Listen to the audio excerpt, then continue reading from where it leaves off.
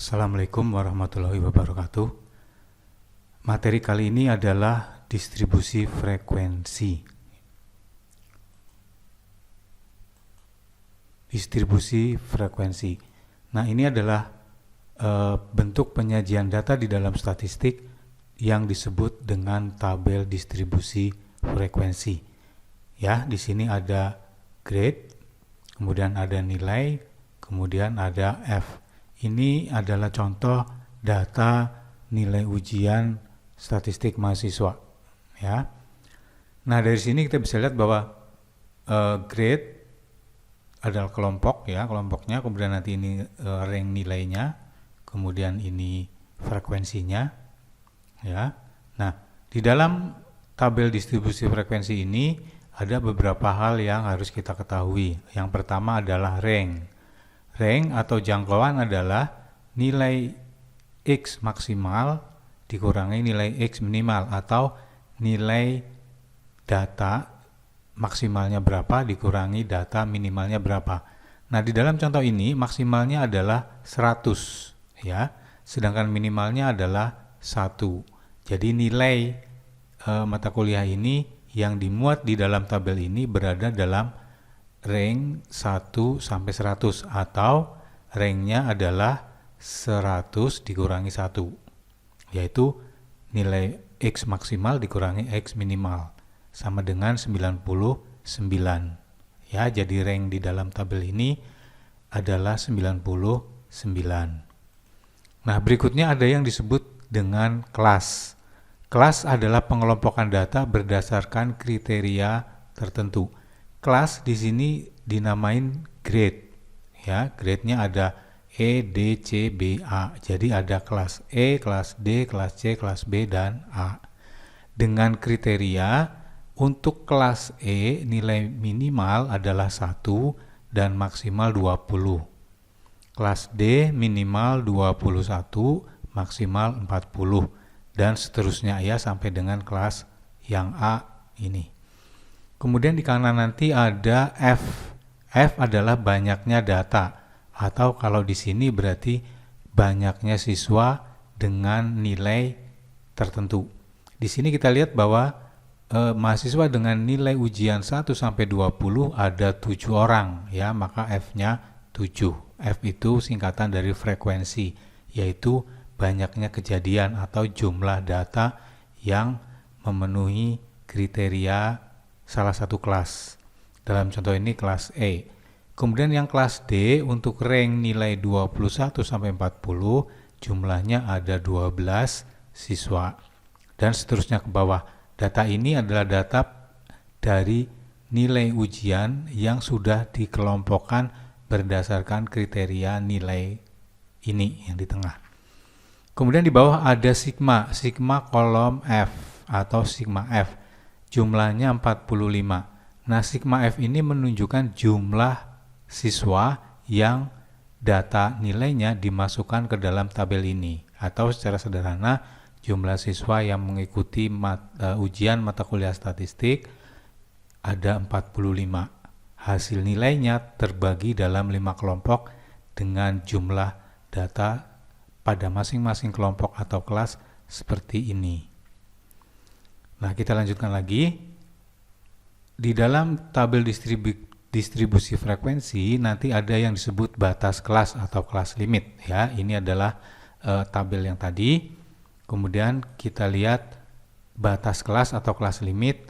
Ada yang disebut sebagai state class limit, yaitu batas yang tertulis. Ya. Ini ada bagian pertama, yaitu lower class limit atau batas bawah kelas. Nah, di tabel ini batas bawah kelasnya adalah kolom ini, ya, yang sebelah kiri. Nah, yang ini. Ini adalah batas bawah dari masing-masing kelompok atau kelas. Kelas E batas bawahnya 1, kelas D batas bawahnya 21, dan seterusnya sampai A, ya. Selanjutnya ada lagi yang disebut dengan upper class limit atau batas atas kelas, yaitu rank bagian kanan, batas maksimal data itu bisa masuk dalam kelompok kelas masing-masing. Jadi untuk kelas E, batas atas kelasnya adalah 20. Kelas D, batas atasnya adalah 40. Ya, ini adalah pengertian dari batas kelas ya, atau state class limit, yaitu batas yang tertulis. Nah, selain batas kelas yang tertulis, ada lagi yang disebut tepi kelas. Ini biasanya memang tidak ditulis ya.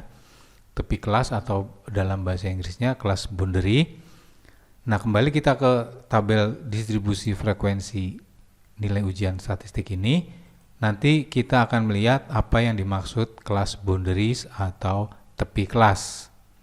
Ya, tepi kelas nanti ada tepi bawah kelas ini ya, lower class boundary atau tepi bawah kelas, yaitu batas bawah dikurangi setengah. Jadi ini batas bawah tadi sudah dijelaskan, dikurangi setengah adalah nilai dari tepi bawah kelas ya. Di sini kita akan mendapatkan angka seperti ini. Jadi tepi bawah kelas untuk kelas E adalah 1 dikurangi setengah atau setengah.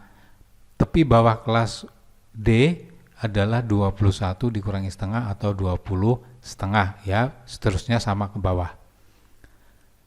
Kemudian seperti halnya yang batas kelas, nanti ada juga tepi atasnya ini ya, upper class boundary, tepi atas kelas, dihitung dengan batas atas ditambah setengah, atau kalau kita lihat di sini batas atasnya yang di sebelah kanan.